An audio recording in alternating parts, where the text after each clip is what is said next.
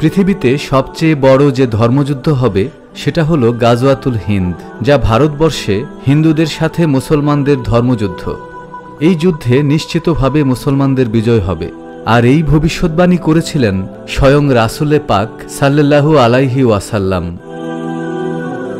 কিন্তু কবে আসবে এই গাজওয়াতুল হিন্দ, আর ইমানদার মুসলিমদের জন্য কতটা গুরুত্বপূর্ণ এই গাজওয়াতুল হিন্দ তা বলার অপেক্ষা রাখে না।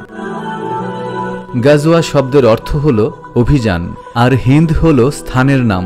1400 বছর আগে বর্তমান ভারত, বাংলাদেশ, মিয়ানমার, শ্রীলঙ্কা, আফগানিস্তান, পাকিস্তান, নেপাল ও ভুটানকে বলা হতো হিন্দ, অর্থাৎ ভারতীয় উপমহাদেশকে বলা হতো হিন্দ বা হিন্দুস্থান।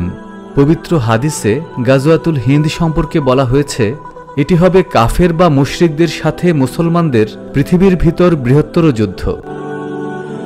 এই যুদ্ধে হিন্দুস্তানের মোট মুসলিমদের 1/3 শহীদ হবে, আরেক অংশ পালিয়ে যাবে, আর শেষ অংশ যুদ্ধ চালিয়ে যাবে এবং চূড়ান্ত বিজয় লাভ করবে। মুসলমানদের নিশ্চিত জয় হবে, কিন্তু এটা এতটাই ভয়াবহ যে হয়তো অল্প কিছু সংখ্যক মুসলিমই বেঁচে থাকবেন বিজয়ের আনন্দ উপভোগ করার জন্য। অন্য বর্ণনায় আছে, গাজওয়াতুল হিন্দ হিন্দুস্তানের চূড়ান্ত যুদ্ধ। রাসূল সাল্লাল্লাহু আলাইহি ওয়াসাল্লাম একদিন পূর্ব দিকে তাকিয়ে বড় বড় নিঃশ্বাস নিচ্ছিলেন।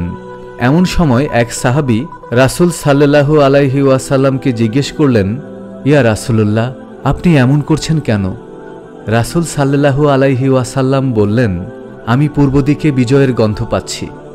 সাহাবায়ে একরাম রাদিয়াল্লাহু তাআলা আনহু জিজ্ঞেস করলেন, ইয়া রাসূলুল্লাহ, আপনি কিসের বিজয়ের গন্ধ পাচ্ছেন? রাসূলে পাক সাল্লাল্লাহু আলাইহি ওয়াসাল্লাম বললেন, পূর্ব দিকে মুসলমান ও মুশরিকদের সাথে যুদ্ধ শুরু হবে। যুদ্ধটা হবে অসম। মুসলিম সেনাবাহিনী থাকবে সংখ্যায় সীমিত, কিন্তু মুশরিক সেনাবাহিনী থাকবে সংখ্যায় অধিক। ওই যুদ্ধে মুসলিমরা এত বেশি মারা যাবে যে রক্তে মুসলিমদের পায়ের টাকনু পর্যন্ত ডুবে যাবে, এবং যুদ্ধে মুসলিমরা 3 ভাগে বিভক্ত থাকবে।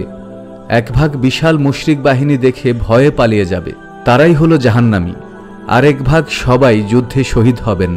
শেষ ভাগ আল্লাহর উপর ভরসা রেখে যুদ্ধ চালিয়ে যাবে এবং শেষ পর্যন্ত জয়লাভ করবেন। রাসূলে পাক সাল্লাল্লাহু আলাইহি ওয়াসাল্লাম বলেন, এই যুদ্ধ বদর যুদ্ধের সমতুল্য। সুবহানাল্লাহ। তিনি আরও বলেছেন, ওই সময় মুসলিমরা যে যেখানেই থাকুক না কেন তারা যেন সেই যুদ্ধে শরীক হন। তবে গাজওয়াতুল হিন্দ ইতিমধ্যে হয়ে গেছে নাকি ভবিষ্যতে হবে তা নিয়ে রয়েছে বিভিন্ন মতভেদ। কারো মতে 712 খ্রিস্টাব্দে উমাইয়া খিলাফতের আমলে মুহাম্মদ ইবনে আল কাসেমের সিন্ধু আর মুলতান বিজয় ছিল এই গাজওয়াতুল হিন্দের শুরু, যা পরবর্তীতে দিল্লি সুলতান আমল ও সর্বশেষ মুঘল আমল পর্যন্ত বিস্তৃত ছিল। আবার কারো মতে এই বিজয় এখনো বাকি এবং ইমাম মাহাদির আগমনের পর বা আগে হবে এই বিজয়।